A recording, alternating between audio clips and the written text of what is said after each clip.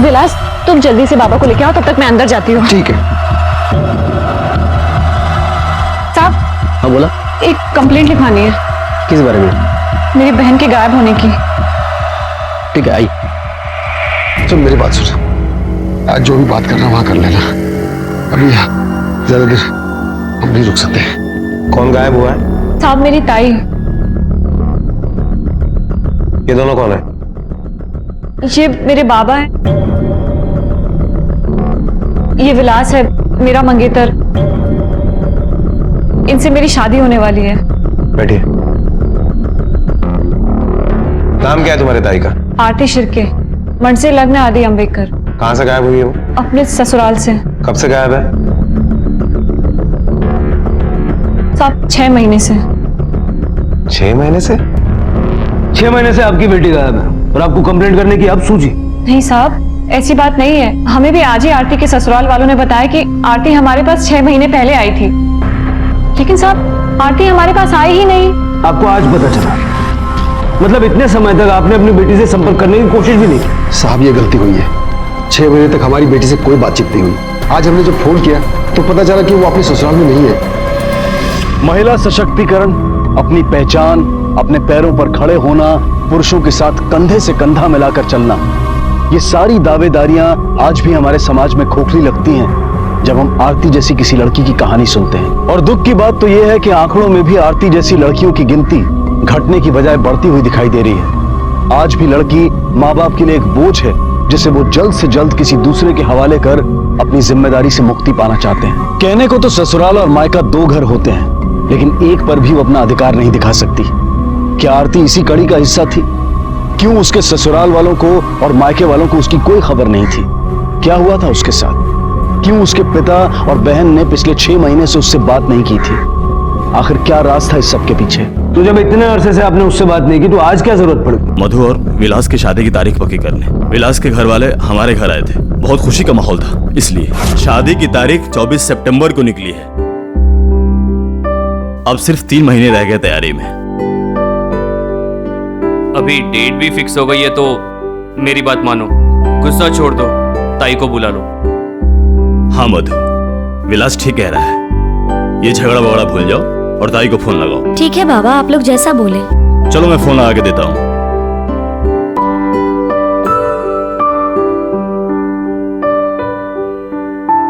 ये लो, लग गया।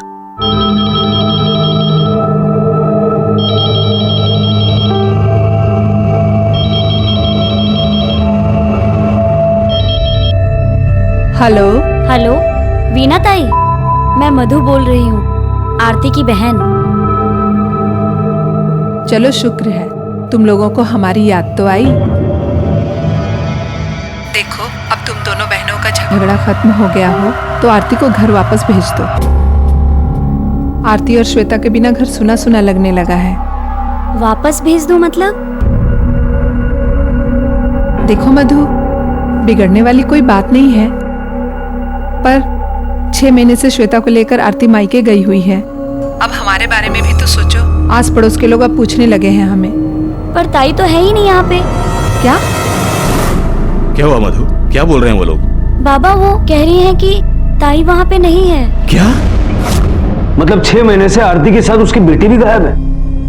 हाँ साहब। ऐसा क्या झगड़ा था तुम्हारा आरती के साथ? साहब ऐसे कोई झगड़ा नहीं, मतलब कोई झगड़ा नहीं था, वो तो आपसी मनमुटाव था थोड़ा।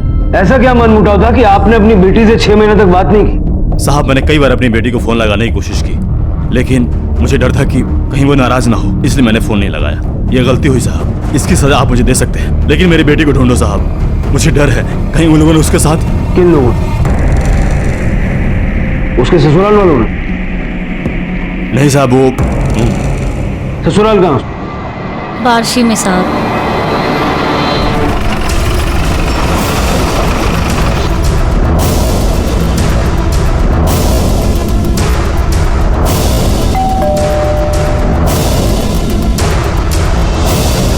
जी कहिए। कायदर साहब, आपकी बहू आरती 6 महीने से लापता है। आप लोगों ने मिसिंग कंप्लेंट क्यों नहीं लिखवाई? साहब कंप्लेंट तब करते जब हमें पता होता। वो तो आज उसकी बहन मधु का फोन है, तब पता चला कि आरती गायब हो गई है। क्या हुआ? ये कौन है? साहब हमाजा लहान भाऊ, आरती का हस्बैंड।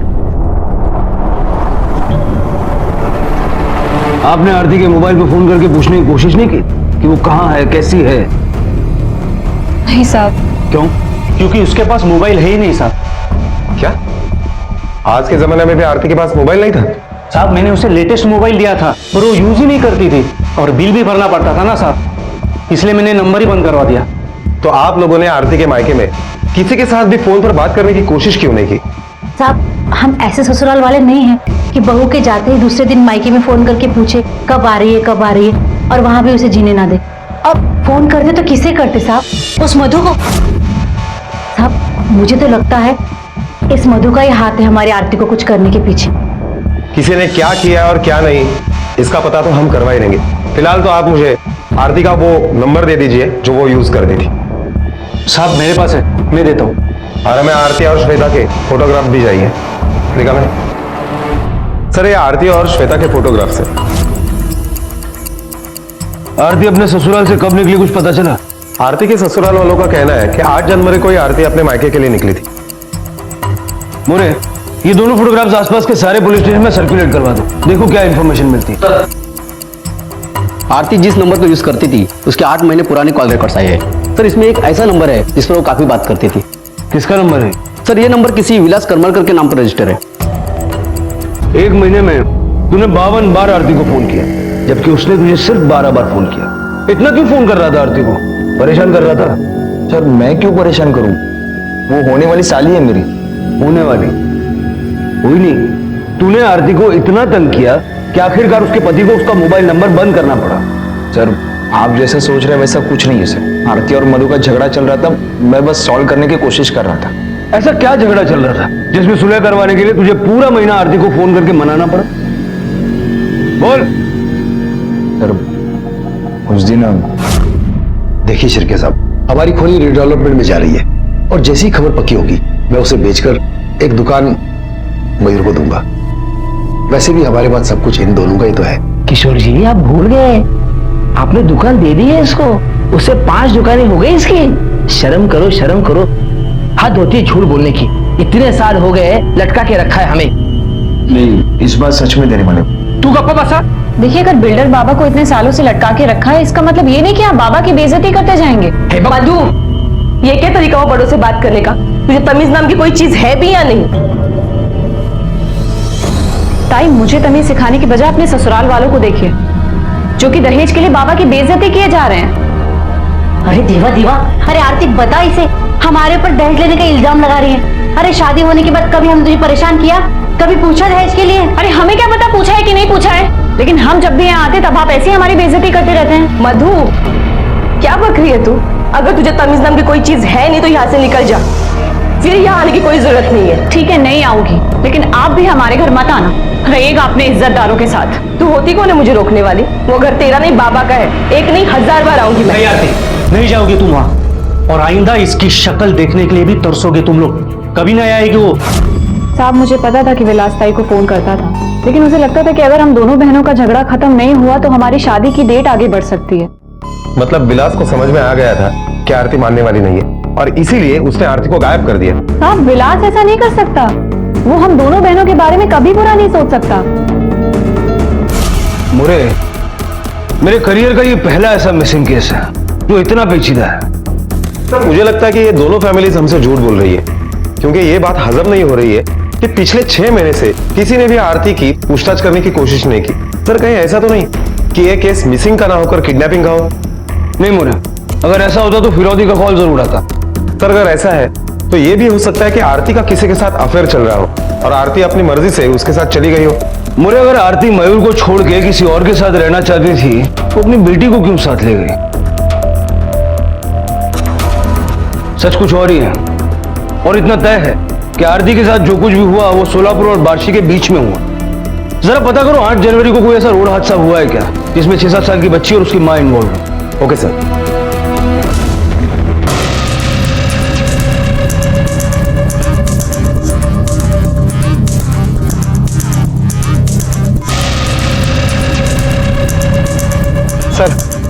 8 तारीख को ऐसा कोई भी हादसा या कोई भी केस नहीं मिली जिसमें किसी माँ और बच्चे का इन्वॉल्वमेंट हो। पड़ोसियों से बातचीत करके कुछ हाथ लगा? सर ज्यादातर लोगों की आरती के बारे में राय अच्छी ही है, किसी के साथ कोई बदतमीजी नहीं करती थी, ससुराल में भी कोई प्रॉब्लम नहीं था। हाँ, एक दो लोगों का कहना है कि बहुत एटीट्यूड में रहती थी, बहुत घमंड था उसे। मामा नून चाह दे। इसका मतलब है कि घूम फिर के हम फिर वहीं आ गए। सर आरती के बारे में एक नई बात पता चली है कि वो शादी से पहले किसी डॉक्टर शाह के यहाँ पर काम करती थी और इसी वजह से उसे मेडिकल का नॉलेज भी था। डॉक्टर शाह? आरती शिर्के मतलब आरती अंबेकर आपके क्लिनिक में काम करती थी? जी हाँ, आरती मेरे ही क्लिनिक में काम करती थी और यहीं पर मयूर ने आरती को पसंद भी किया। इंस्पेक्टर, आरती बहुत अच्छी लड़की। क्या शादी की वजह से उसने काम छोड़ दिया? जी नहीं, ऐसी बात नहीं है। शादी के बाद भी उसने नौकरी कंटिन्यू की, लेकिन जब वो प्रेग्नेंट हो गई तो उसने काम छोड़ दिया। इनफैक्ट उसकी बेटी श्वेता मेरे ही क्लिनिक में पैदा हुई। उसके बाद वो वापस आई थी काम पर? जी नहीं, लेकिन हाँ, उसके कुछ महीनों बाद वो अपनी बहन मधु को यहाँ लेकर आई थी और उस दिन यहाँ बहुत शोर शराबा भी किया। शर्म नहीं है तुम दोनों को ये सब करते हुए? ताई, हम आपकी मदद लेने आए हैं, गालियां सुनने नहीं। अगर आप हमारी मदद कर सके। मधु, अबॉर्शन का मतलब भी जानती हो तुम? और तुम्हारी हिम्मत भी किसी शादी से पहले ये सब करने की? मुझे पता है तुमने इसे भड़काया होगा। नहीं ताई, सोचा होगा कि जो कुछ भी होगा इसे झेलना होगा। तुम तो साफ बच जाओगे, है ना? ताई, ये क्या कह रहे हो आप? सोचा था आप बहन हो मेरी, हालत समझोगी मेरी, लेकिन आप तो। चलो विलास, चलो यहाँ। हाँ जाओ। आरती, तुम रो क्यों रही हो? और वैसे भी आजकल ये आम बात हो चुकी है, तुम्हें उसे डांटने के बजाय समझाना चाहिए। चलो बुलाओ उसे और तब तक मैं नर्स को बोलकर अबॉर्शन की तैयारी करवाता हूँ। अबॉर्शन में कितनी तकलीफ होती है ये वो नहीं जानती, इसलिए इतने आराम से कह रही। जिस पे बीतती है उसको पूछो। तुम ये सब कैसे कह सकती हो? कहीं तुम्हारा अबॉर्शन? मुझे लेट हो रहा है, मैं चलती हूँ।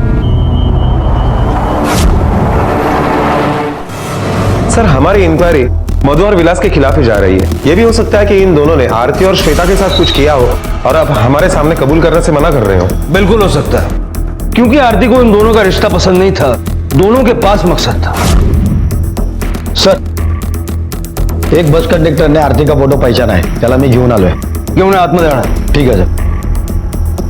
हाँ सर, मैं सोलापुर से मुंबई के लिए बस लेके गया था। यही थी ना वो? इसके साथ एक 6-7 साल की बच्ची भी थी। हाँ सर, मुझे साफ साफ याद है, यही औरत बैठी थी बस में और इसके साथ एक छोटी लड़की थी। लेकिन साहब वो औरत कुछ बोल नहीं रही थी, शांत शांत लग रही थी। कहाँ का टिकट लिया था उसने? साहब मुझे ऐसे लग रहा था कि औरत कुछ सदमे में थी, तो मैंने बच्ची को पूछा तो बच्ची ने कहा कि बस जहाँ तक जा रही है वहाँ का टिकट दे दो। तो फिर मैंने उन्हें मुंबई के 2 टिकट दे दिए। मुंबई में लास्ट स्टॉप पे उतरे थे? नहीं साहब, मुंबई तो पहुंची नहीं, पता नहीं बीच में कहाँ उतर गई। मुझे ऐसा लगता है कि हाईवे पे जब बस चाय पानी के लिए रुकी ना, तभी ये दोनों उतर गई। सोलापुर से मुंबई तक जहां जहां तुम्हारी बस रुकी सभी जगहों के नाम लिखवा लो, पढ़े लेंगे। Okay sir. मोरे, इन सभी पुलिस स्टेशन से कांटेक्ट करो। Okay sir.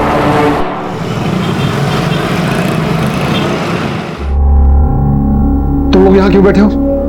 क्या पकड़ के रखा है? नहीं बाबा, पकड़ा नहीं है, वो बस बैठा के रखा है। क्यों? ये क्या मजाक बना के रखा है? आओ मेरे साथ। क्या हुआ, क्यों चिल्ला रहे हो? साहब मुझे आपसे बात नहीं करनी, मुझे बड़े साहब से बात करना है। क्यों शोर मचा रहे हो? क्या हुआ? मुझे बड़े साहब से मिलना है। इन लोगों को बुला के रखते हैं आप? क्या जुर्म किया इन लोगों ने? देखिए ये पुलिस स्टेशन है, आवाज कमी करा। साहब ये गुंडागर्दी है, नाइंसाफी है। एक तो 6 महीने से मेरी बेटी गायब है और ऊपर से मेरी बेटी और दामाद को रोज पुलिस स्टेशन बुलाकर से बिठा के रखते हैं। देखिए साहब, अगर आप मुझे बड़े साहब से नहीं मिलाएंगे तो मैं अपनी जान दे दूंगा यहाँ। बाबा आप शांत हो जाइए। बाबा आप समझने की कोशिश कीजिए, पुलिस अपना काम करी। अरे क्या काम करती है? हम गरीबों को और दबाती है, हमारा दुख दूर नहीं करती है। 3 दिन से मैं सोया नहीं हूँ, पता नहीं किस हाल में मेरी बेटी होगी, कहाँ होगी, कोई फिक्र नहीं कर रहा उसकी। आपको अपनी बेटी की बहुत फिक्र है ना? 3 दिन से आप सोए नहीं हैं, शायद खाना भी नहीं खाया होगा। लेकिन इन 3 दिनों में अपनी नातिन के बारे में न तो आपने पूछा न बताया। ऐसा क्यों? जवाब नहीं है। आपकी बेटी को तो हम ढूंढ निकालेंगे, लेकिन उसके लिए आपको और इनको जब भी जरूरत पड़ेगी यहाँ बुलाएंगे। और जब तक हम ना कहें आप लोग शहर से बाहर नहीं जाएंगे। अभी जाइए।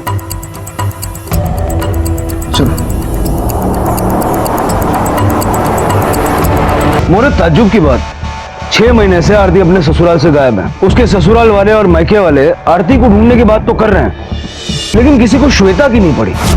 उनके परिवार का इकलौता बच्चा गायब है और कोई उसका जिक्र तक नहीं कर रहा। Thank you sir. Hello sir, देखा आपने आजकल गरीब से गरीब आदमी को भी मोबाइल की जरूरत और आदत है, जबकि आरती के हस्बैंड का कहना है कि आरती के पास इसलिए मोबाइल नहीं था क्योंकि वो उसे यूज ही नहीं करती थी और बेकार में बिल भरना पड़ता था, जबकि मयूर की खुद की मोबाइल की दुकान है। सर मुझे लगता है कि आरती के गायब होने के पीछे जरूर कोई साजिश है। हो सकता है कि जानबूझ के उसने आरती का फोन बंद करके रखा हो, वरना मयूर की दुकान में तो इतने सारे मोबाइल पड़े होंगे, कोई भी उठा के दे सकता है। मोरिस, मयूर की दुकान है कहाँ? ये लीजिए ना, फिर ये भी आपके बजट में बैठ रहा है। एक काम करो ना, करो दूसरा दाखवा ना।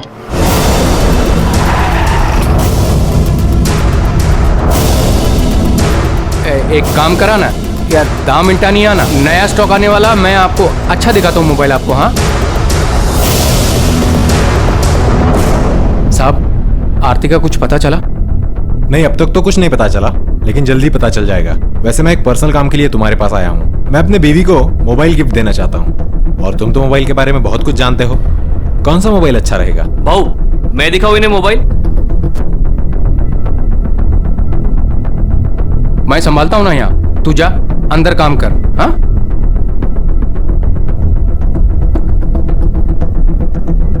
साहब, अब बीवी को मोबाइल देना है तो बेस्ट क्वालिटी का ही देना चाहिए ना साहब। और वैसे भी आजकल मोबाइल का ही तो पैसा लगता है। आजकल सिम कार्ड तो फ्री आता है, आप प्रीपेड लीजिए ना, इनकमिंग तो फ्री है ही।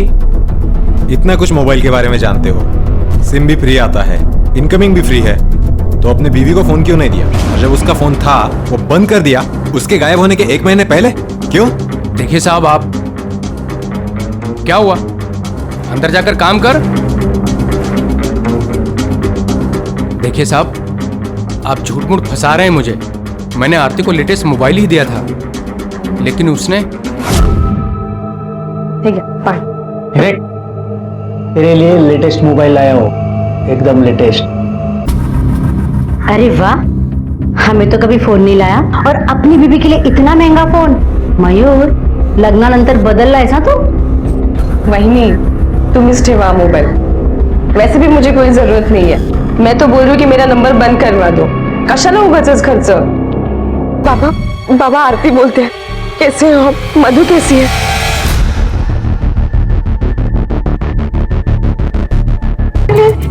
अरे काय गोंधळ चाललाय? वही नहीं, ये देखो, हमारे बारे में अपने बाप से चुगली कर रही थी, शिकायत कर रही थी हमारी। अरे तूने उसे फोन ही क्यों लेके दिया? फोन उनटाक तो फोन। कचरा फूडू, हाँ? ये तो सेकंड हैंड में भी बिक जाएगा। एक काम करता हूँ, इसका ना नंबर ही बंद करवा देता हूँ। तू देखता हूँ कैसे फोन करती है। नंबर बंद करके कोई फायदा नहीं है, सुनाना नहीं थी, उसे तो मैं सबक सिखाऊंगा। हमारे समाज ने बड़ी चालाकी से ग्रंथों और मंदिरों में औरत को देवी घोषित कर दिया और घरों में उनकी हालत जानवरों से भी बदतर कर दी। एक से एक भयानक तरीके निकाले उन्हें प्रताड़ित करने के। दिमाग को इस कदर गुलाम बना दिया कि वो अपना हक मांगने से भी डरती है। वो सिर्फ बोझ, जिम्मेदारी और बड़ी आसानी से खानदान को बेइज्जत करने का सामान है। और यही सोच शायद आरती पर भी हावी थी। इसीलिए उसने अपने पिता के घर से डोली और पति के घर से अर्थी निकलने की कहावत को सच करने के लिए अपने आप को ही मार लिया था। और उसके साथ साथ उसकी बच्ची भी पिस रही थी। एक नर्क से निकलकर वो दूसरे नर्क में जा पहुंची थी। उसके साथ क्या हुआ था, क्यों हुआ था, अब वो कहां है और किस हालत में है, पुलिस इस सब की तलाश में जुटी थी। और धीरे ही सही पर सफलता उनके हाथ लग रही थी। जगन, हाई, हो ये मोबाइल या एड्रेस पे दे क्या? ठीक है। आणि त्यांना सांग मोबाइल अच्छा चल रहा है, काही प्रॉब्लम नहीं। ओके, ठीक है। सुन, आइंदा यहाँ पुलिस आएगी ना तो अपना मुंह बंद रखने का, चुपचाप अंदर चले जाने का, समझा? ठीक है वो, जा।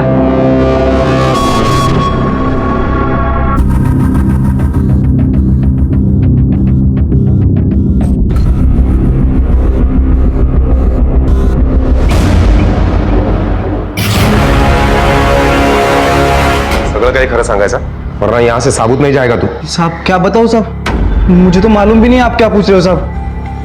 मैं समझाता हूँ क्या बोलना है। मैं उनकी दुकान पे काम करता था ना, तो उसके घर भी आता जाता होगा, बहुत कुछ देखा सुना होगा। जो कुछ भी जानता है ना वो सच सच बता, वरना श्वेता और आरती को गायब करने के जुर्म में अंदर कर दूंगा। साहब मैं क्यों आरती वहीनी को गायब करूंगा साहब? वो तो कितनी अच्छी थी साहब। जब भी भाव के लिए डब्बा लेके आती थी तो मेरे लिए भी डब्बा लाती थी साहब। पर पिछले 2 साल से उन्होंने दुकान में आना बंद कर दिया साहब। तो भाव का डब्बा लेने मैं ही घर पे जाता था। एक दिन जब घर पे डब्बा लेने गया तो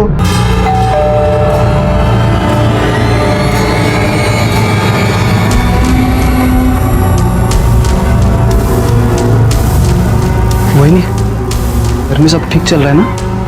सब ठीक है। ये डिब्बा लो और जल्दी जाओ, भाव को भूख लगी हुई है। जी ठीक है। कितने दिन पहले की बात है? यही कोई साहब 10-11 महीने पहले की बात है। उसके बाद दुकान में क्या हुआ? साहब दुकान में जाके मैंने मयूर भाई को सब बताया। फिर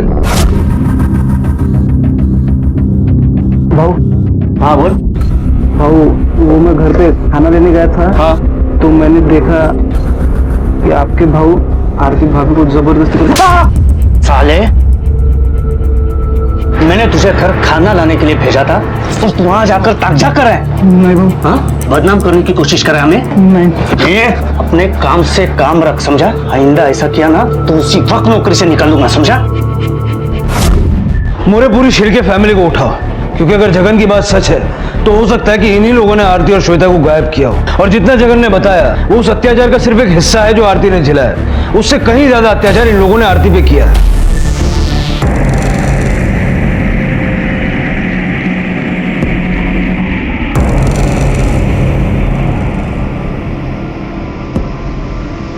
क्या हुआ?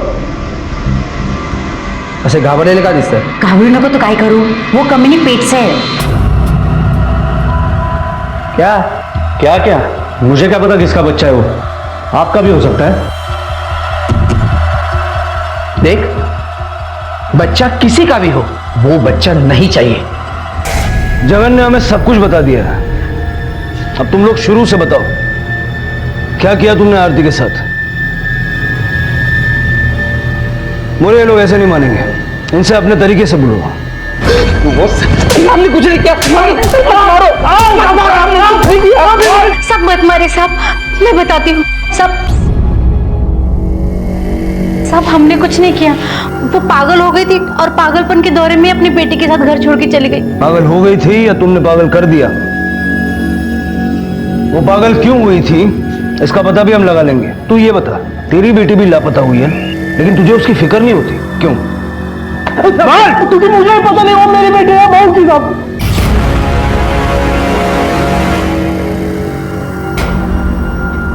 चल अब इतना बता दिया तो बाकी भी बता दे, छुपाने के लिए कुछ रहा नहीं अब। अरे मयूर, क्या झूठ बोल रहा है तू? बोल, तेरा भाऊ आरती के साथ जबरदस्ती करता था ना? हाँ। वो आरती का रेप करता था लेकिन तू चुप रहा, क्यों? पर बाबा तो बोल रहे हैं ना कि वो पैसे दे देंगे। कभी देना पैसे? तुम हमेशा सिर्फ यही कहती हो। जिसने आज तक पैसे नहीं दिए वो क्या अब पैसे देगा? मयूर कुछ तो बोलो ना, तुम चुपचाप क्यों बैठे हो? मैं क्या बोलूं? सही तो बोल रहे हैं ये दोनों। तेरे बाबा बेवकूफ तो बना रहे हैं हमें। और एक बात सुन, ये दोनों सिर्फ मेरे भाई और भाभी नहीं है, बल्कि मेरे आई बाबा है जिन्होंने पाला है मुझे आज तक।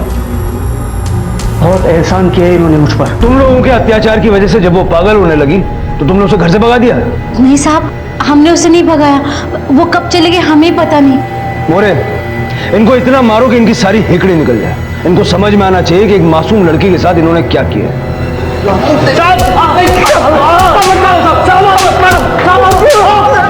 सर, आपके लिए फोन है। ये प्रदीप पवार बोलते हैं। वज्रेश्वरी पुलिस स्टेशन से सब इंस्पेक्टर संदीप चौधरी बोल रहा हूँ। सर, हमें यहाँ पे चोरी के इल्जाम में एक छोटी बच्ची मिली है। होली से तो ये लड़की भिखारी लगती है, लेकिन इस लड़की की शक्ल उस लड़की से काफी मिलती जुलती है जिसकी आपने फोटोग्राफ मिसिंग कंप्लेंट के लिए हमारे पास भेजी थी। उस बच्ची के साथ एक औरत भी होगी? नहीं सर, उसके साथ कोई औरत नहीं थी। ठीक है, हम जल्द से जल्द वहां पहुंचते हैं। Thank you.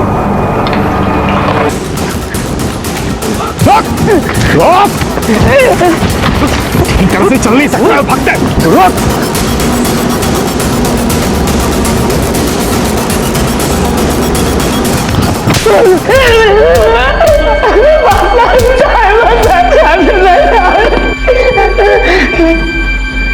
बोल, वो औरत तुझे कहां मिली? शुरू से लेकर के अब तक की पूरी कहानी बता, वरना तेरी एक टांग टूटी है, दूसरी हम तोड़ देंगे। बता दो सब, बता दो। वो आरती सब पहले से ही पागल थी। तेरे जैसे घटिया लोगों की वजह से डिपार्टमेंट का नाम खराब होता है। हेलो, क्या सर? सर, आरती हॉस्पिटल से भाग गई। क्या? जो औरत अपने पैर पे खड़ी नहीं हो सकती वो भाग कैसे गई? सर, शिर्के फैमिली तो लॉकअप में बंद है और राजू और शांताराम भाई हमारे पास ही है, तो ये काम किसका हो सकता है? मधु और विलास हॉस्पिटल ले जाओ। साहब लेके जाओ इसको।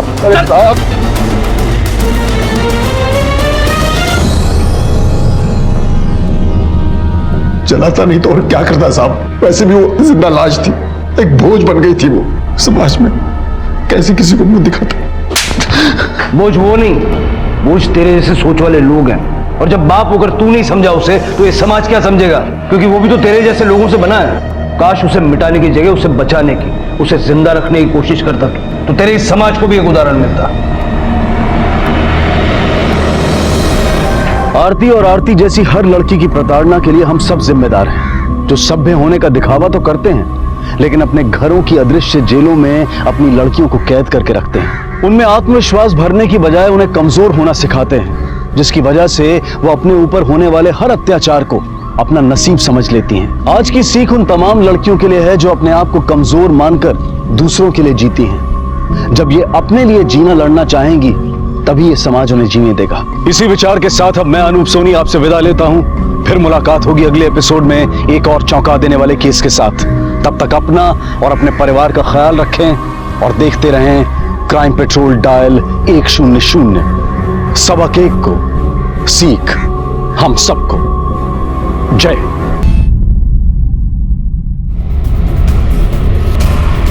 पोस्टमार्टम के लिए भेजो और पता लगाओ कि ये है कौन। Okay sir. सब बता दो, सब बता दो। सब मैंने कुछ नहीं किया था। मैं तो सिर्फ वहां से जा रहा था। वो आदमी पहले से मरा हुआ पड़ा था। मैंने तो सिर्फ उसका बटुआ चुराता था। माँ कसम खा के बोलता हूं। सर, वॉलेट से विक्टिम की आइडेंटिटी का पता चल गया है। इंडस्ट्रियलिस्ट मिस्टर संजीव नारंग का बेटा रोहन नारंग था और उनको भी इन्फॉर्म कर दिया है। क्राइम सीन के आसपास के एरिया को अच्छे से चेक किया, कहीं कोई हथियार नहीं मिला, सिर्फ एक डैमेज फोन मिला। साथ ही इसके बारे में भी पूछताछ की है। गरीब मजदूर है, एक फैक्ट्री में काम करता है, वहीं से घर लौट रहा था। इसका मतलब ये सच कह रहा है। मिस्टर, जाने दो इसको। चलो।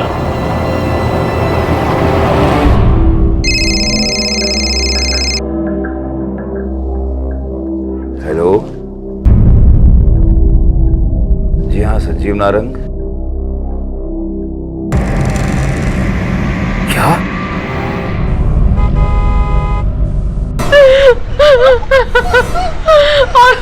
इंस्पेक्टर साहब, दिया और निशा कहाँ पे? दिया और निशा? मेरी बहू और पोती, वो दोनों भी रोहन के साथ गाड़ी में थी। पर हमें तो वहां पर कोई नहीं मिला और ना ही वहां पर कोई गाड़ी थी। किस गाड़ी की बात कर रही हैं? उस गाड़ी का नंबर बता सकते हैं आप? तिवारी सर, उस गाड़ी का नंबर बताइए, नोट करो। Hello hello, patrolling 421 421। Hello hello, patrolling. जी सर। रोड में जो मर्डर विक्टिम मिला है, उसकी बीवी और उसकी एक बच्ची भी थी साथ में, जो कि इस वक्त लापता है। बीवी का नाम दिया, उम्र 26 साल, और बच्ची का नाम निशा, उम्र 5 साल। इन दोनों का एक सफेद रंग की सेडान कार में होने का अनुमान है। इसका नंबर है DL10।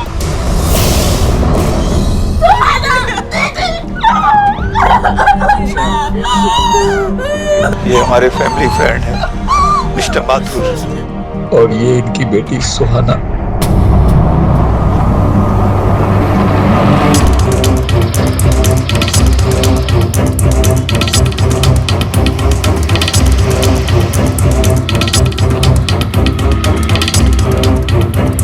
Hello, control room. हाँ मिश्रा। सर, हमें रोहन की कार मिल गई है, वारदात से कुछ 12 किलोमीटर दूर। फोरेंसिक को कॉल करके उस गाड़ी को एग्जामिन करो और तुम एक टीम के साथ उस पूरे एरिया की तलाशी लो। वो लोग ज्यादा दूर नहीं गए होंगे। Okay sir. मिस्टर नारायण, आपको बॉडी सुबह पोस्टमार्टम के बाद हैंडओवर कर दी जाएगी। अभी आप लोग जा सकते हैं, प्लीज।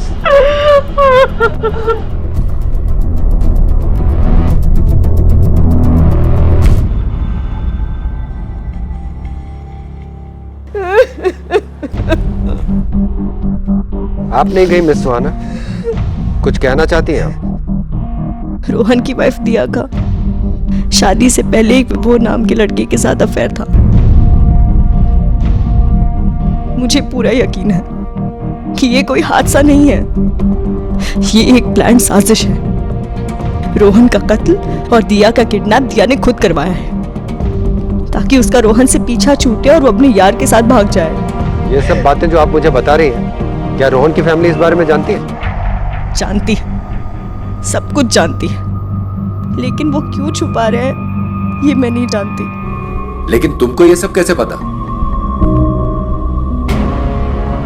मारे गए युवक रोहन की पत्नी दिया का वो अधूरा प्यार जिसकी बात ये लड़की सुहाना कर रही थी, इस पूरे मामले की एक अहम इंफॉर्मेशन थी जिसे रोहन के परिवार वालों ने पुलिस को बताया ही नहीं था। क्या ये अनजाने में हुई एक भूल थी या फिर सोच समझकर ऐसा किया गया था?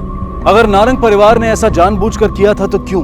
क्या वो नहीं चाहते थे कि उनके बेटे को इंसाफ मिले? क्या रोहन की पत्नी दिया ने ही अपने पति की हत्या और अपनी बच्ची के अपहरण की साजिश रची थी? या फिर इस लड़की सुहाना ने पुलिस को गुमराह करने के लिए झूठ बोला था? बहरहाल पुलिस ने विभोर का पता दिया के कॉल रिकॉर्ड्स की मदद से निकाल लिया और उस तक पहुंच गई। तुम विभोर हो? हाँ सर। मैं शक है कि दिया ने अपने एक्स बॉयफ्रेंड के साथ मिलकर यह सब कुछ किया है। तुम्हारा क्या ख्याल है? एक्स बॉयफ्रेंड सर, आपका मतलब क्या है? मतलब आप मुझ पे शक कर रहे हैं क्या? हाँ, तुम पे शक कर रहा हूं मैं। तुम और दिया एक दूसरे से प्यार करते थे ना? एक नहीं हो पाए, तकलीफ तो हुई होगी तुम्हें, हुई थी कि नहीं? हाँ सर, मैं और दिया एक दूसरे से बहुत प्यार करते थे और सर तकलीफ भी हुई थी जब दिया के मॉम डैड ने उसकी शादी सिर्फ पैसे के लिए उस रोहन नारंग से करा दी थी सर। लेकिन आप सोचिए सर, अगर मुझे भागना होता तो मैं उस वक्त भागता ना सर, या फिर कोर्ट में जाके शादी कर लेता। सर अब दिया की शादी को 6 साल हो चुके हैं सर, उसके बाद मैं ये सब क्यों करूंगा? तुम्हारे कॉल रिकॉर्ड्स हैं हमारे पास। दिया और तुम्हारी अभी भी फोन पे बात होती थी, रेगुलरली होती थी, लेकिन महज एक दोस्त की तरह, महीने में 2-3 दफा होती थी सर। ये दिया और रोहन के बीच में रिश्ते कैसे थे? दिया ने कुछ बताया था तुम्हें? सर उन दोनों के बीच अच्छे रिश्ते नहीं थे सर। हाँ, लेकिन एक बात है, रोहन शादी से पहले किसी सुहाना नाम के लड़के से प्यार करता था। सुहाना? हाँ सर, इनफैक्ट उनकी शादी भी होने वाली थी, लेकिन रोहन और सुहाना की कुंडली ना मिलने के कारण रोहन के मॉम डैड ने उसकी शादी जल्दबाजी में दिया के साथ करा दी। ठीक है, तुम जाओ, जरूरत पड़ी तो तुम्हें फिर बुलाएंगे।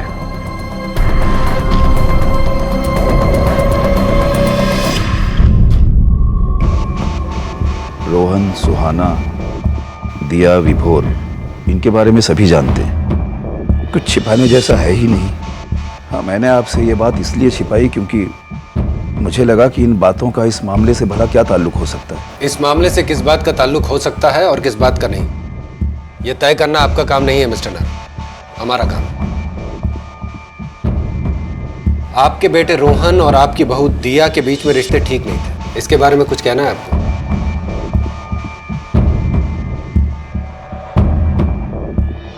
ये सच है इंस्पेक्टर, पर रोहन को शायद इस बात का एहसास हो गया था कि जिंदगी इस तरह तो नहीं चल सकती, इसीलिए वो दिया के साथ अपने रिश्तों को सुधारने की कोशिश कर रहा था। अक्सर वो उसे घुमाने ले जाया करता था, कभी डिनर पर तो कभी मूवी वगैरह। और जिस वक्त ये हादसा हुआ उस वक्त भी वो लोग डिनर करके ही लौट रहे थे। बहुत देर कर दिया आपके बेटे ने रिश्ते सुधारने में। खैर, मैं उम्मीद करता हूं कि अब कुछ ऐसा नहीं है जो आप हमसे छिपा रहे हैं। जी।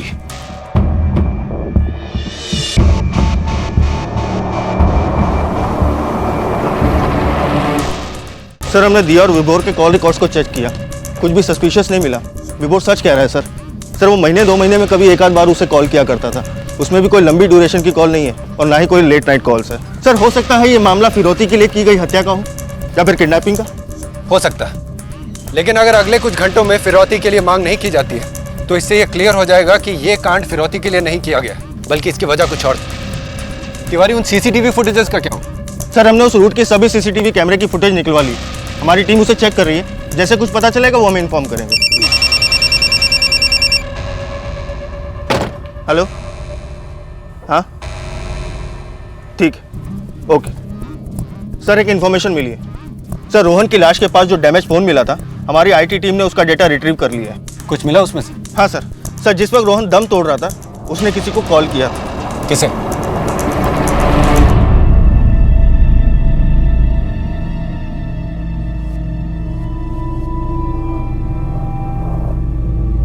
काश कि तुमने थोड़ी सी हिम्मत दिखाई होती रोहन, तो ये सब कभी नहीं होता।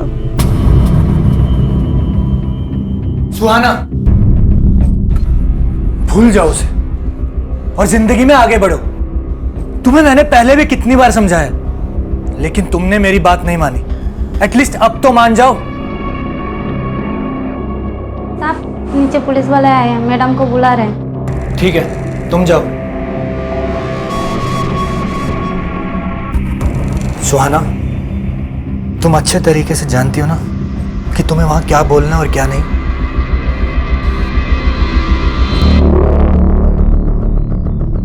आपने हमसे बहुत कुछ छिपाया मिस सुहाना, अपने और रोहन के अफेयर के बारे में, और यह भी कि जब रोहन के साथ यह हादसा हुआ था तब उसने आपको फोन किया था। बताइए क्यों नहीं बोला आपने? रोहन और मैं एक दूसरे से दिन में बहुत बार बात करते थे। दिन में भी बात होती थी और अगर जरूरत पड़ी तो रात को भी होती थी। इसमें कुछ खास नहीं था आपको बताने के लिए। जब रोहन ने आपको फोन किया तब शायद वो अपना दम तोड़ने वाला था, फिर भी आपको नहीं लगता कि कोई खास बात थी? मैंने उससे बात करने की बहुत कोशिश की, कई बार हेलो हेलो भी कहा, लेकिन उसने कोई जवाब नहीं दिया। और फिर भी आपको ये बात कुछ अजीब नहीं लगी? नहीं, रोहन ऐसा कई बार करता था। जब भी वो उदास होता था सिर्फ मेरी आवाज सुनने के लिए फोन करता था। मुझे लगा शायद उसने इसलिए कॉल किया है मुझे। आप झूठ बोल रहे हैं मिस सुहाना। मतलब आपको लगता है मैंने ये सब करवाया? आपका दिमाग तो खराब नहीं हो गया इंस्पेक्टर? अपनी आवाज और अंदाज को कंट्रोल करो।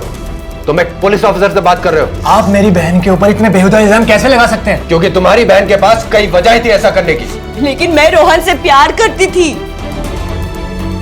मैं उसे क्यों मारूंगी? क्योंकि रोहन ने अपने घर वालों की बात मानकर दिया से शादी कर ली, शायद इसी बात का बदला लेने के लिए। रोहन की शादी भले ही दिया से हुई थी, लेकिन वो... नहीं सुहाना, प्लीज सिद्धार्थ, मुझे बोलने दो। ठीक है, जो मन में आता है वो करो।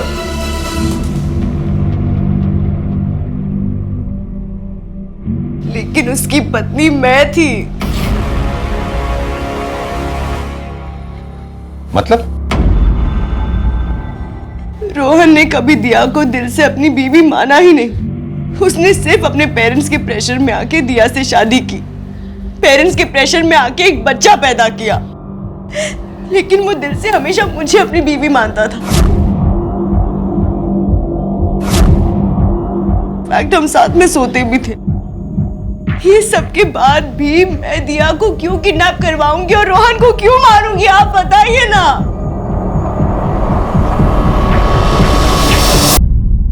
सर, दिया के पेरेंट्स आइए प्लीज। सर, कुछ पता चला दिया और निशा के बारे में? अभी तक तो नहीं, पर हम कोशिश कर रहे हैं। रोहन और दिया के रिश्ते अच्छे नहीं थे ये तो हम जानते हैं, लेकिन क्या कभी दिया ने आप लोगों को रोहन या उसके परिवार वालों के बारे में कुछ ऐसा कहा जो आप हमें बताना चाहें, या फिर ऐसी कोई भी बात जिसे इस केस से जोड़कर देखा जा सके? शादी की बात की जिंदगी के बारे में दिया ने हमें कभी कुछ नहीं बताया। हमें जो कुछ भी पता चलता था वो प्रतिभा से पता चलता था। प्रतिभा? सर, मेरी छोटी बहन दिया की बुआ। दिया प्रतिभा से सारी बातें शेयर करती थी। तिवारी सर, प्रतिभा जी का नंबर और एड्रेस इनसे ले लीजिए। Okay sir. आप लोग मेरी बात क्यों नहीं समझ रहे हो? मैं कह रही हूँ दिया ने भाई को मरवाया। हम सब लोग जानते कि भाई दिया को पसंद नहीं करते थे, बस इसी बात का बदला लेने के लिए उसने भाई को मरवा दिया। आपको क्या लग रहा है दिया किडनैप हो गई है? वो कोई किडनैप नहीं है, वो सिर्फ नाटक कर रही है। कुछ दिन बाद खुद ही वापस आ जाएगी भाई की विधवा बनके प्रॉपर्टी पे क्लेम करने। बस निधि, बस कर। हम सब सच्चाई जानते हैं, तो फिर क्यों?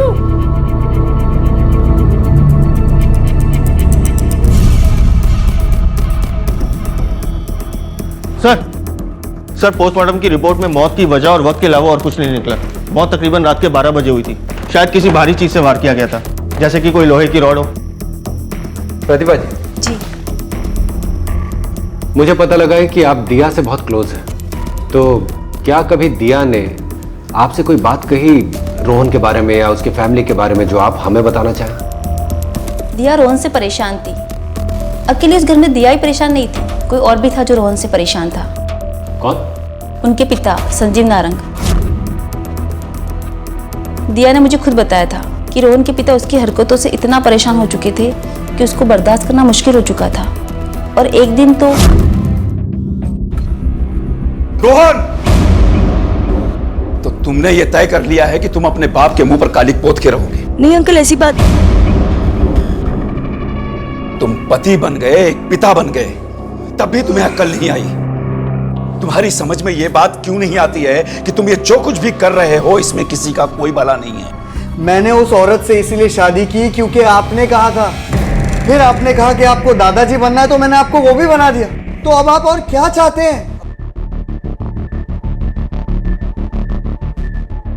रोहन, बात को समझने की कोशिश। डैड, समझने की बारी ना अब आपकी है। क्योंकि ऐसा है कि मेरी लाइफ अब जैसी चल रही है ना, आगे भी अब से ऐसे ही चलेगी। अब इस बात से आपके मुंह पे कालक फूटती है या सफेदी, ये मेरा प्रॉब्लम है। तो फिर मिस्टर नारंग ने क्या कहा? कुछ नहीं, उन्होंने इस बारे में रोहन से कभी कुछ बात नहीं की। और कोई ऐसी बात जो दिया ने आपसे कही? नहीं सर। आप जा सकती। सर, इसका मतलब मिस्टर संजीव नारंग खुद ही अपने बेटे से हार मान चुके थे या हार मानने का दिखावा कर रहे थे? मतलब? तिवारी, पैसा और रुतबा कमाना इतना आसान नहीं होता। इसके लिए आदमी किसी भी हद तक जा सकता है। सर, इसका मतलब मिस्टर संजीव नारंग ने खुद ही अपने बेटे को... अभी कोई दावा नहीं किया जा सकता, लेकिन ये हो भी सकता है। मिस्टर संजीव नारंग इस शहर का बहुत बड़ा नाम है और रोहन की हरकतों की वजह से उनका नाम खराब हो रहा था। तो हो सकता है इस शर्मिंदगी से बचने के लिए मिस्टर नारंग ने अपने ही बेटे को इस दुनिया से दूर कर दिया। लेकिन सर, इस थ्योरी में दिया और निशा ये फिट नहीं बैठती। तिवारी, हो सकता है ये किडनैपिंग भी महज एक दिखावा इस पूरे ड्रामे को हादसे का रूप देने के लिए। हो सकता है कि दिया और निशा को कहीं सही सलामत छिपा के रख दिया गया और कुछ ही दिनों में वो लौटा है। इस नारंग के बारे में सब कुछ पता करो, इसके कॉल डिटेल्स, बैंक डिटेल्स, किससे मिलता है, सब कुछ। Okay sir. कुछ गलतियां तब समझ में आती हैं जब उन्हें सुधारने का वक्त हाथों से निकल चुका होता। हम सब ने शायद बहुत बड़ी गलती की थी उन दोनों को इस रिश्ते में बांधकर। आप क्यों रो रही है बहन जी, जबकि गलती तो हमारी है। हमने ही अपनी बेटी का हाथ आपके बेटे के हाथ में देने से पहले उसकी असलियत जानने की कोशिश नहीं की। बस करो अनुजा। क्या बस करूं? देखिए, आपके बेटे के साथ जो हुआ ना, वो उसके अपने कर्मों का फल था। लेकिन हमारी बेटी के साथ जो हुआ और जो अब हो रहा है, वो तो सरासर नाइंसाफी है जो आप लोगों ने की है, आपके बेटे की असलियत हमसे छिपाकर। और इसके लिए भगवान आपको कभी माफ नहीं करेगा, याद रखिएगा। सर, ये देखिए, जिस सीसीटीवी कैमरे की फुटेज हमारी टीम चेक कर रही थी, उसमें 4 लोग 2 बाइकों पर रोहन की गाड़ी का पीछा करते हुए दिखाई दिए। तिवारी, इन लोगों को देखकर एक बात तो पक्की है कि ये नारंग और सुहाना के फैमिली मेंबर्स तो नहीं हो सकते। जरूर कोई हाइड क्रिमिनल्स है। लगता तो ऐसा ही है sir. Good job Tiwari. Thank you sir. In bikes के नंबर्स के बारे में पता लगा? नहीं सर। सर, रात का वक्त और कैमरे और रोड की दूरी की वजह से बाइक्स की नंबर प्लेट तो नहीं दिखी, लेकिन बाइक्स का मॉडल का पता चल गया। ये बाइक्स जरूर चोरी की रही होंगी तिवारी, क्योंकि कोई भी अपराधी ऐसे अपराध को अंजाम देने के लिए अपनी बाइक का इस्तेमाल तो करेगा नहीं। सर, मैं बाकी के थानों से कोऑर्डिनेट करके चोरी की हुई बाइक्स का पता लगाता हूँ। सर, संजीव नारंग से जुड़ी एक खास बात पता चली। क्या पता लगा? सर, संजीव नारंग ने अपनी सिक्योरिटी में कुछ गुंडे पाले हैं, जिनमें से कुछ तो स्ट्रीट शीटर्स भी हैं और उनमें से एक तो घटना वाली रात से ही गायब है।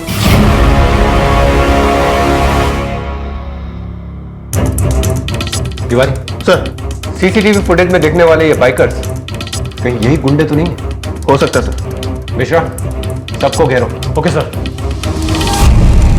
क्या जरूरत थी तुम्हें उन लोगों से इस तरह से बात करने की? हमारी बिटिया को लौटकर उनके साथ ही उस घर में जाके रहना है। अरे कैसे पिता हो तुम?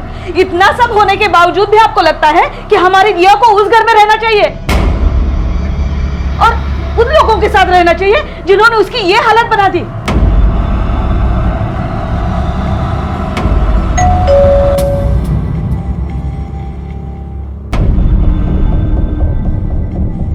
नमस्ते अंकल।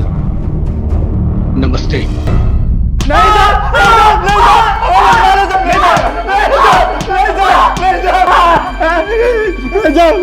रोहन नारंग को किसने मारा? उसकी बीवी और बेटी कहाँ? बोलो।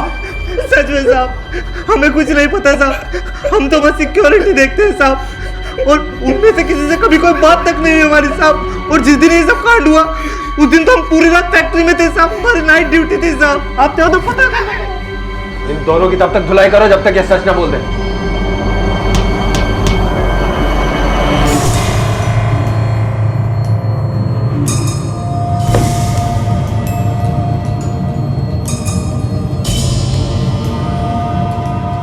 बेटा निशा इधर आओ,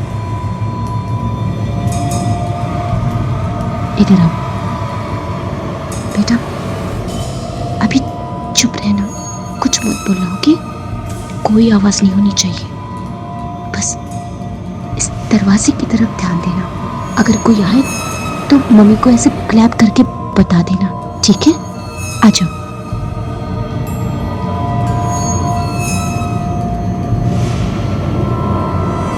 आपके स्टाफ में 2 क्रिमिनल्स हैं, हिस्ट्री शीटर्स। बता सकते हैं इन्हें हायर करने की जरूरत क्यों पड़ी? इस बारे में मुझे कोई जानकारी नहीं है, और जिन लोगों को आपने पकड़ा है वो मेरी कंपनी के सिक्योरिटी गार्ड हैं, जो एजेंसी के थ्रू आते हैं। आपको क्या लगता है कि इतने छोटे लेवल की भर्तियां मैं खुद करता हूंगा? आप मुझ पर शक कर रहे हैं? शक करना हमारा काम है और हम वही कर रहे हैं। यानी आपके कहने का मतलब यह है कि मैंने अपने बेटे को मरवाया है? वो आपके लिए बदनामी की वजह बन गया था मिस्टर नारंग, और आपको अपनी इज्जत, अपना नाम बहुत प्यारा है, तो क्यों नहीं? ठीक है, ठीक है, अपने नाम की खातिर मैंने अपने बेटे को मरवाया।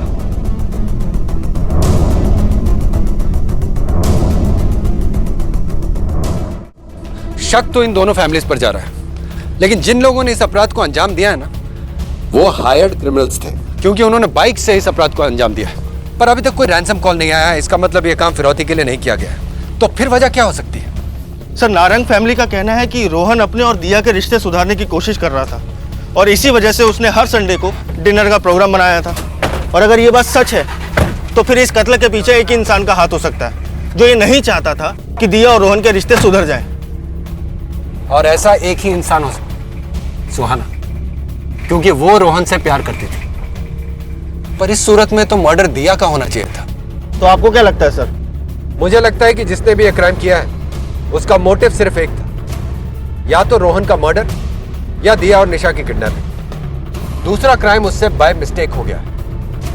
या तो वो लोग रोहन का मर्डर करने आए थे, दिया और निशा ने उनमें से किसी एक को पहचान लिया और उन्हें उन दोनों को किडनैप करना पड़ा, या फिर वो दिया और निशा को किडनैप करने आए थे, रोहन ने उन्हें बचाने की कोशिश की और इस चक्कर में रोहन मारा गया। लेकिन कौन सा क्राइम जानबूझ के किया गया है और कौन सा एक्सीडेंटली हुआ है, इसका कैसे पता चलेगा सर? नारंग फैमिली से तो हमने पूछताछ कर ली है, अब देखते हैं दिया के घर वालों से हमें क्या लीड मिलती है।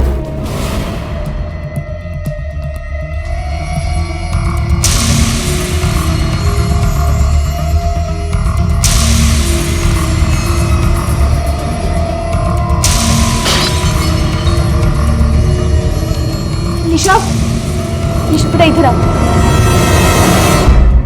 देखिए, हमें लगता है कि इस मामले में कोई तो ऐसा है जो अभी तक हमारी नजरों से बचा हुआ है। रोहन की जिंदगी और उसकी जिंदगी से जुड़े राज हमारे सामने हैं, पर अभी तक दिया के बारे में हमें कुछ भी ठीक से नहीं पता है। अगर आपको अब भी लगता है कि ऐसा कुछ है जो कि सामने नहीं आया है, तो दिया की डायरी से आपको उसका पता चल सकता है सर। डायरी?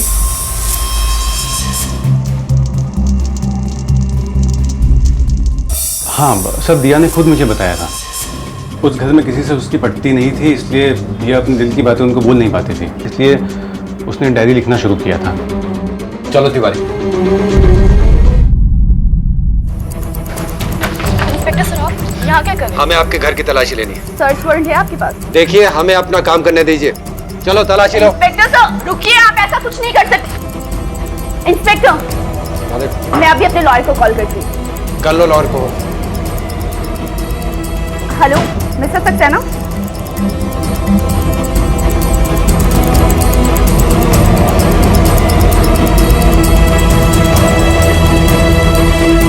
ये आप क्या ढूंढ रहे हमारे घर में? देखिए, आपको कुछ नहीं मिलेगा यहाँ। सर, ये डायरी का टुकड़ा मिला जला हुआ।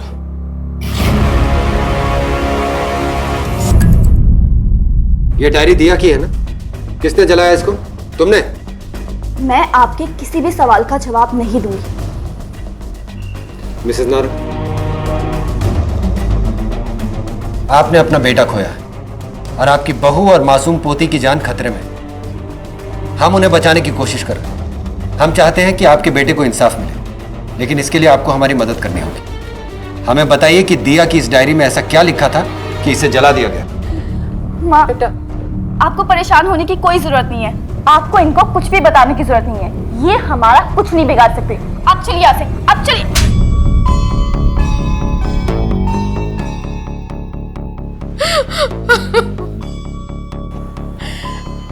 रोहन अपनी शादी से खुश नहीं था। उस दिया के साथ शादी करने के बाद उसने सुहाना को नहीं छोड़ा। मैंने और उसके पापा ने उसे बहुत समझाने की कोशिश की, लेकिन वो नहीं माना। फिर हार कर उसके पापा ने फैसला किया कि मैंने तुम दोनों की शादी से इनकार करके बहुत बड़ी गलती की है और अब मैं अपनी उस गलती को सुधारना चाहता हूं। मैं तुम दोनों की शादी के लिए तैयार हूं। और आपको लगता है आपके बेटे को मैं तलाक दे दूंगी? पिछले 6 साल से नरक भुगत रही हूँ आपके इस रिश्ते में, और जब आज आपके बेटे की हरकतों की वजह से आपके और आपके खानदान पे आंच आने लगी, तो आज अचानक आपको गलती का एहसास होने लगा। मैं ऐसा नहीं होने दूंगी। पहली बार उसने मुंह खोला था और वो गलत नहीं थी। इसका मतलब दिया को सिर्फ रोहन और सुहाना ही नहीं, तुम भी पसंद नहीं करती थी। मुझे कोई दिया से पर्सनल प्रॉब्लम नहीं थी। मेरा भाई उसे पसंद नहीं करता था, इसलिए मैं भी उसे पसंद नहीं करती थी। मैं अपने भाई से बहुत प्यार करती थी। तो फिर दिया की डायरी क्यों जलाई तुमने? तो मुझे लगा कि अगर आपके हाथ में वो डायरी लग गई तो आप हमें गलत समझेंगे, इसलिए मैंने वो डायरी। शक तो हमें तुम लोगों पर अब भी।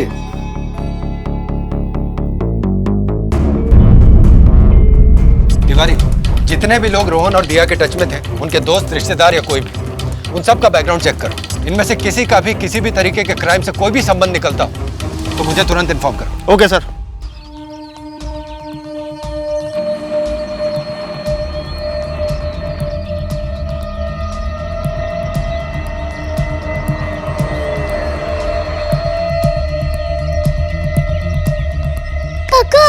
हाँ बेटा, मैं रो मत, चलो मैं घर पे छोड़ देता हूँ। आ जाओ आ जाओ आ जाओ आ जाओ, बैठो, मैं आपको आपके घर पे छोड़ देता हूँ।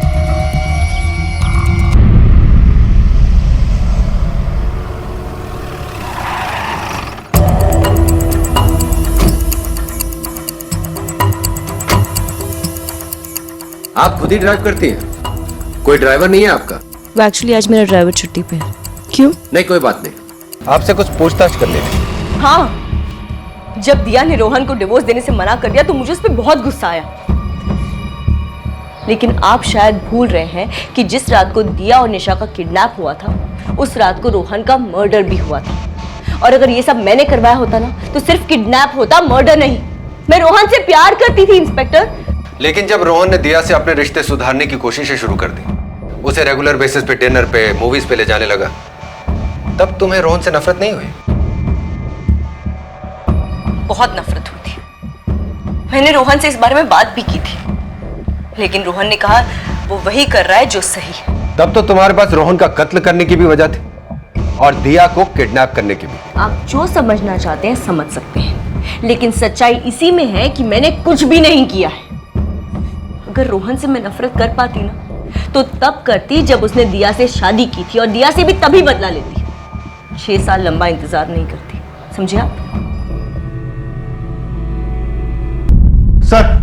सर एक खबर मिली है। मिस्टर संजीव नारंग ने बैंक से 1 करोड़ रुपए निकाले, वो भी कैश। 1 करोड़? जी हाँ, वो पैसे मैंने ही निकाले थे। किस लिए? उन कातिलों को देने के लिए जिन्हें आपने अपने बेटे की सुपारी दी थी?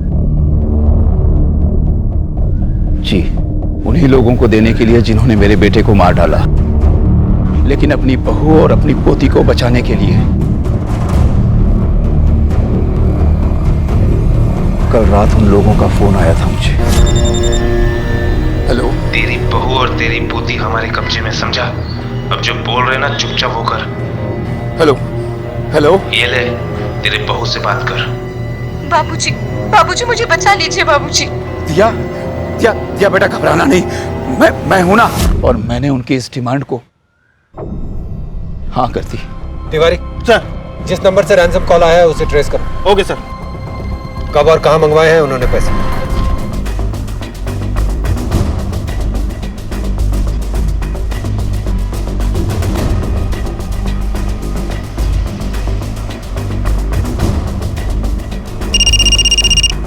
बोलिए मिस्टर नारंग। 1 बजे का वक्त दिया था उन लोगों ने, अब तो 2 बज गए, लेकिन यहाँ किसी का कोई अता पता नहीं है।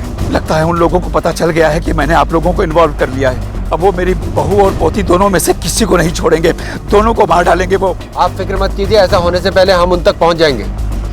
फिलहाल आप अपने घर जाइए और हमारे फोन का इंतजार कीजिए।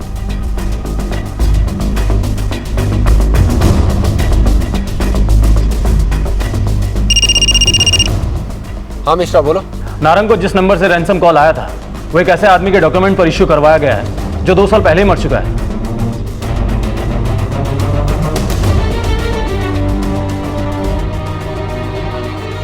यस सर, दोनों सिम यही के हैं। वो सारे पेपर्स एकदम सही थे सर। हमें कैसे पता कि इस सिम का क्या यूज होने वाला है? कैमरा काम करता है? हाँ जी सर। थोड़ा जूम करो। सर, कुछ 10 दिन पहले खरीदे गए थे सिम कार्ड। तिवारी बहुत कन। और सर इसने एक नहीं बल्कि 2 सिम कार्ड खरीदे थे। सर, रोहन अपना खुद का कातिल? ये कैसे हो सकता है? जैसे कि हमें शक था तिवारी, रोहन ने दिया की किडनैपिंग प्लान की और खुद ही अपनी साजिश का शिकार हो गया। ये क्राइम जरूर रोहन ने प्लान किया था, लेकिन इसे एग्जीक्यूट किसी और ने किया है। और वो जो भी है वो रोहन के बहुत भरोसे का आदमी है। पर सर, हमने रोहन और उसकी फैमिली, सुहाना और रोहन से जुड़े हर दोस्त, हर रिलेटिव का बैकग्राउंड चेक किया। किसी का कोई क्रिमिनल रिकॉर्ड नहीं है। कोई डायरेक्ट क्रिमिनल रिकॉर्ड नहीं होगा, पर इनडायरेक्ट तो हो सकता है ना। मिश्रा, पता लगाओ कि रोहन के किसी भी करीबी दोस्त, जानकार या रिश्तेदार का कोई भी क्रिमिनल रिकॉर्ड है क्या? जी सर। अगर पुलिस की ये सोच सही थी तो आखिर कौन था वो व्यक्ति? क्या वो रोहन के पिता मिस्टर नारंग थे, या फिर वो सुहाना थी जिसने रोहन द्वारा दिया के साथ की गई हर ज्यादती में पूरी तरह से रोहन का साथ दिया था? लेकिन इनमें से किसी का भी क्रिमिनल्स के साथ कोई डायरेक्ट संबंध ना होना पुलिस को इस सोच के साथ आगे बढ़ने से रोक रहा था। और तभी आई वो इंफॉर्मेशन जिसने पुलिस की मुश्किल को हल भले ही ना किया हो, लेकिन उसने पुलिस को एक अलग रास्ता जरूर दिखाया जिसकी मदद से वो अपराधियों के करीब पहुंच सकते थे। सर, सीसीटीवी फुटेज में जो बाइक्स रोहन की गाड़ी का पीछा करते हुए दिख रही थी वो दिल्ली हरियाणा बॉर्डर पर पड़ने वाले गांव से चोरी हुई थी। एक खास बात और सर, रोहन ने जो 2 सिम कार्ड खरीदे थे उनमें से एक की लोकेशन खरीदे जाने के बाद अधिकतर इस गांव से आ रही है। नाम क्या है इस गांव का? बिजवासन सर। तिवारी सर, तुम मेरे साथ चलो।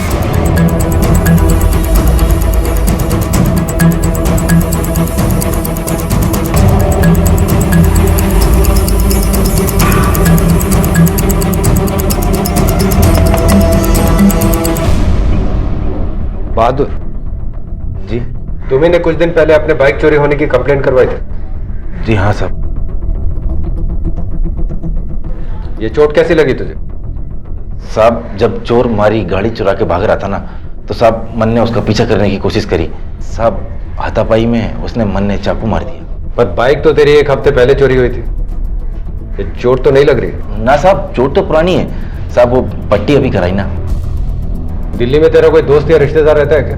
ना सर, कोई ना है। चलो तिवारी।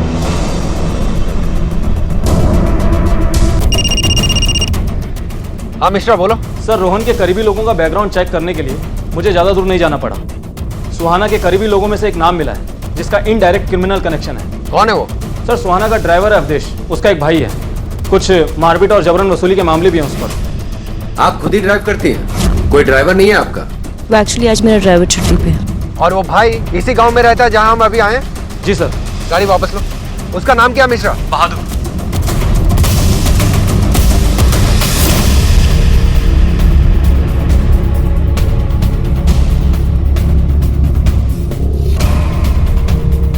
सर, इधर आइए। सर, ये देखिए, इधर एक कमरा है। हटाओ इस अलमारी को, हटाओ।